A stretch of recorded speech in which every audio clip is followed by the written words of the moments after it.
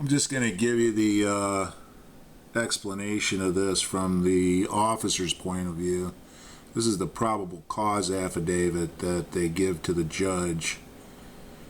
And the police officers, I guess, they're supposed to, I mean, this is perjury if they lie on these because they have to swear this under oath. So, but anyway, as you can, if you can read this, it just says on 1/25/12 at approximately 1900 hours, I responded to Herbison Avenue, South Biscayne, on where officers had a vehicle stopped and were actively involved in an original investigation that resulted in 2 arrests. Units arrested Thomas Roberts and Alan Roberts were arrested. Now, Thomas Roberts was arrested for possession of marijuana. He had actually 2.2 grams of marijuana. And Alan Roberts was, they said here that he was arrested for violation of probation. He wasn't. He was arrested for driving on a restricted license, which they usually give somebody a ticket for. Now, during the criminal investigation and arrests, Stephen P. Horgan walked up to the active criminal investigation. Now, what you have to realize is this guy that signed this here, this guy here, his name is Ralph Capelli. Yeah, Ralph Capelli. He wasn't even there. He even said, I responded at 1900 hours. That was after the whole thing was over. He's writing all of this from hearsay. He wasn't, he came because the other officer called him to drive me down to the jail. So all of this stuff that he's writing down here is hearsay. But I guess we can deal with that later. He further encroached to within approximately 15 feet of Sergeant Sirianni, continuing to audio and video record. He was advised several times to cease the recording and vacate the area because he was impairing Sergeant Sirianni's ability to conduct his investigation and complete the arrest.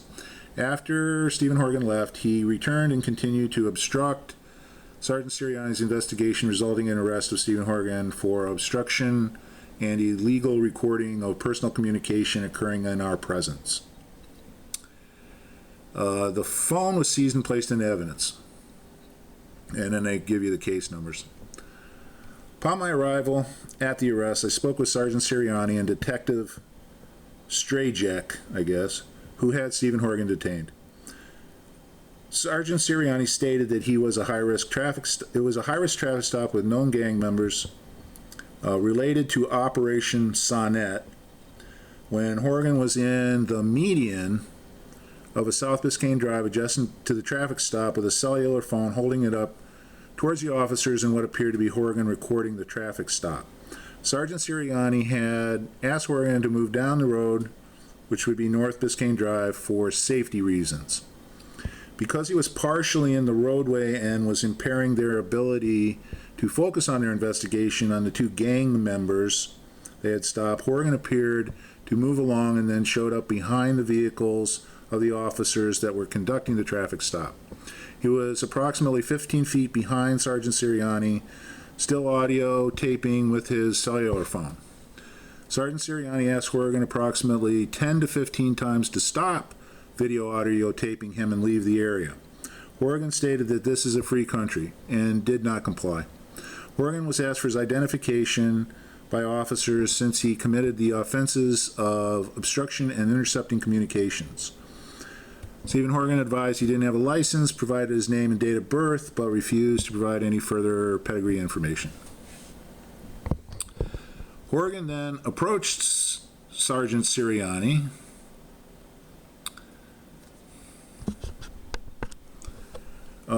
showed him he was still actively violating the interception of oral communication statute, as his cellular phone was still audio-video recording in direct conflict with Sergeant Sirianni's requests. Horgan was subsequently arrested for obstruction without violence due to resisting, obstructing, and opposing an officer while the officer was engaged in a high-risk traffic stop, and intercepting oral communication when he was intentionally intercepted oral communication of Sergeant Sirianni while he was conducting the high-risk traffic stop. Subject was transported to South County Jail without incident. These crimes occurred in the city of Northport, County of Sarasota. And here is the explanation about the guy they stopped in the car that they arrested. On 1:25:12 at approximately 18:13 hours, and as you can see, he's saying it was 18:13 when he stopped the car, but the other guy didn't get there till 1900. So the guy that's writing the probable cause affidavit for me wasn't even there. So I'm not sure how he can swear. Well, anyway, I don't get it. Okay, approximately 18:13 hours, I was riding with Sergeant Sirianni, who conducted a traffic stop on a red Toyota four-door bearing license number L00 or OMM. The final stop was at Herberson Avenue and Biscayne Drive. I made contact with driver and the passenger of the vehicle, at which time I requested them to exit. I contacted K9 Officer Dietz, who responded on scene, conducted exterior sweep of the vehicle. K9 did alert on the driver's side of the vehicle, indicating that there would be contraband on or inside the car. The K9 was then placed into the vehicle, in which the alert was indicated that there was contraband in a blue bag. K9 officer asked the driver and passengers of the vehicle who owned the bag. The passenger, Thomas Roberts, advised that the bag was his and that he was in possession of the bag while sitting in the passenger seat. K9 Officer Dietz located a plastic bag with green leafy substance inside. Field test was conducted, at which time the green leafy substance was identified as being marijuana. Upon arrival at the jail, I weighed the marijuana, which showed the approximate weight of 2.25 grams, which is about a quarter of a nickel bag. The defendant was placed under arrest and transported to South County Jail without incident. Above incident did occur in the city of Northport, Sarasota County, Florida.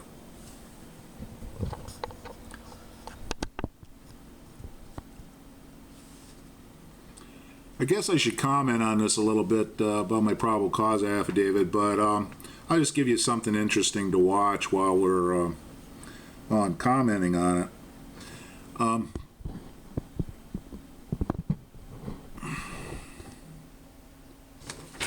That isn't working right, is it? There we go. That's a little better. Yeah, shoot.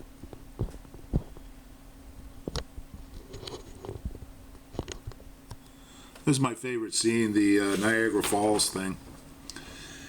Anyway, let's see. I'm not really sure how you can write a probable cause affidavit from hearsay. I mean, that's beyond me. You know, you're just taking what somebody else tells you and then swearing to it under oath. That's okay. Fine. Well, that's the way they do it. And then he's saying, well, he's not saying, this is the whole thing. See, he's not actually saying I was within approximately 15 feet of. Well, he is, actually. He further encroached to within approximately 15 feet of Sergeant Sirianni. He didn't say that Sergeant Sirianni told me that he encroached within approximately 15 feet. But he wasn't there, so I don't know. If you look at my diagrams, you'll see that I never got within even 46 feet. 46 feet was the closest I got. Then... he said it was another 15 feet. Again, it was never 15 feet. But even that, 15 feet is pretty far away. Even that. But I never got, but the time the second part was I was 68 feet away from him then. Now he says here that he asked Horgan approximately 10 to 15 times to stop video audio taping. He might have told me a couple of times. And he never told me to leave the area. And again, he's saying this from hearsay, so he can't really testify to the truth of the matter because he wasn't there. And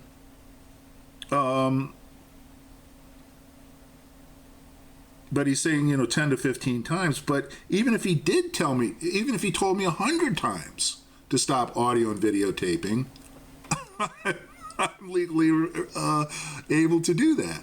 But I think he might have told me a couple of times. Or tried to intimidate me, to get me to move back. So, this whole thing is just pretty laughable, but, this will make a great documentary, I think, as we go along with this. So, thanks for your attention, and have a good day.